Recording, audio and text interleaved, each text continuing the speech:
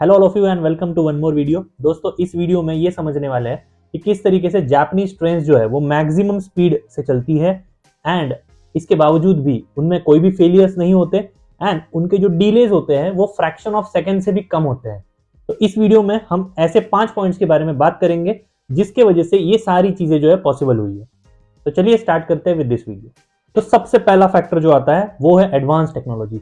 जितने भी train set है गाइज इन जापान, सारी जो है एडवांस टेक्नोलॉजी के ट्रेन सेट्स है। पहली बात मैं ये बता दे रहा हूँ कि ये सारे ट्रेन सेट्स है। ट्रेन सेट्स मतलब हमारे यहाँ जो इंडिया में ट्रेन ऑपरेट होती है वो बेसिकली लोको होल्ड होती है। लोकोमोटिव जो है वो आगे होता है एंड पीछे सारे डिब्बे होते हैं। जो कोचेज होते हैं उनमें कोई भी पावर सोर्स नहीं होता। लोकोमोटिव एक अकेला फैक्टर होता है जो पूरी ट्रेन को पुल करता है, या फिर अभी जैसे राजधानी ऑपरेट करती है पुश एंड पुल दोनों ही होता है। लेकिन ट्रेन सेट का बेनिफिट क्या है? ट्रेन सेट होने की वजह से आपको फास्टर एक्सलरेशन मिलता है। Faster acceleration as well as faster retardation दोनों ही पॉसिबल है ट्रेन सेट में। जैसे एग्जांपल आप देख सकते हो, वंदे भारत काफी स्पीड से चलती है। इसका रीजन वही है क्योंकि एक ट्रेन सेट है। दूसरी चीज एरोडायनेमिक डिजाइन। एरोडायनेमिक डिजाइन होने की वजह से ये ट्रेन जो है फ्रैक्शन ऑफ सेकंड्स में 300 प्लस की जो स्पीड है उनको पार कर जाती। दूसरा फैक्टर अगर देखेंगे तो वो है इंफ्रास्ट्रक्चर। इंफ्रास्ट्रक्चर की अगर मैं बात करूं तो आप देखोगे कि मैक्सिमम जो रेलवे ट्रैक है वो स्ट्रेट लाइन है, उसमें लूप्स या फिर कर्व जो है काफी कम है। लूप या फिर कर्व कम होने की वजह से क्या होता है, ट्रेन को अपनी जो मैक्सिमम स्पीड है उसको रिड्यूस करने की जरूरत नहीं है। और एक एग्जांपल देता हूं, प्लेटफॉर्म्स अगर आप देखोगे छोटे से छोटे स्टेशन पे भी नंबर ऑफ प्लेटफॉर्म जो है वो ज्यादा है। इसकी वजह से ये होता है कि आप मैक्सिमम ट्रेन को जो है रिसीव कर सकते हो। आपका जो सेक्शन होता है वो ट्रेन से भरा नहीं होता, आप उनको रिसीव करके स्टेशन पे ला सकते हो। जैसे इंडिया का एग्जांपल देता हूँ, छोटा सा स्टेशन है जिसपे सिर्फ 2 ही प्लेटफॉर्म है। तो इसके वजह से होगा क्या, अगर एक ट्रेन आपके एक प्लेटफॉर्म पे खड़ी है तो दूसरी ट्रेन को बीच में कहीं सेक्शन में रुकना पड़ेगा, तीसरी को और थोड़े डिस्टेंस के बाद रुकाना पड़ेगा। यहाँ ऐसा नहीं है, यहाँ एक बार ट्रेन एक प्लेटफॉर्म से निकली है तो वो सीधा जो है नेक्स्ट स्टेशन के प्लेटफॉर्म पे जाके खड़ी रहेगी। ओके, तो ये चीजें जो है इंफ्रास्ट्रक्चर ही बूस्ट कर सकता है। और एक चीज अगर आपको बताऊं तो जितने भी ट्रैक्स हैं वो एलिवेटेड है, मतलब नॉर्मल जो ग्राउंड होता है उससे कुछ हाइट पे है, जिसके वजह से एनिमल जो है वहां तक पहुंच नहीं पाते। या फिर इसमें भी इन्होंने और एक चीज कर दी है कि सारा जितना भी ट्रैक है वो प्रोटेक्टेड है बाय मींस ऑफ फेंसिंग।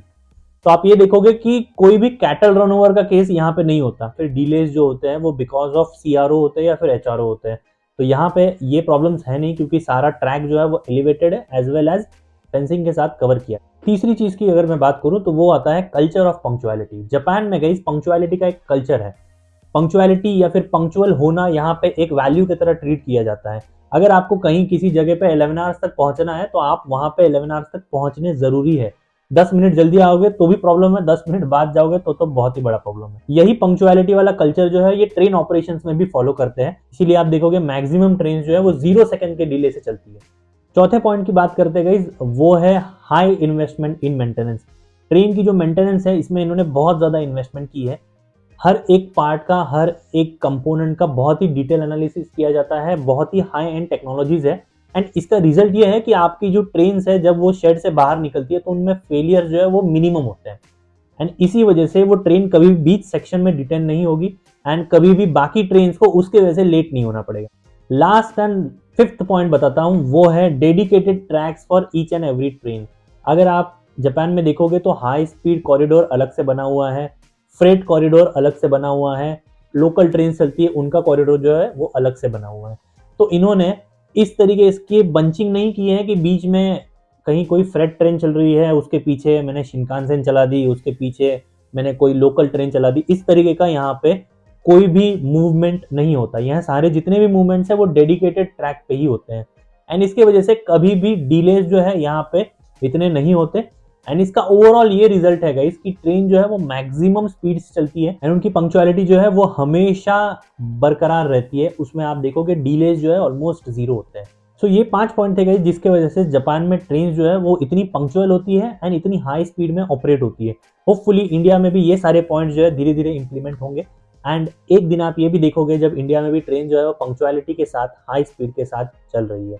तो होपफुली ये वीडियो आपको पसंद आया। अगर पसंद आया तो लाइक जरूर कर देना। Thank you very much and see you in next video.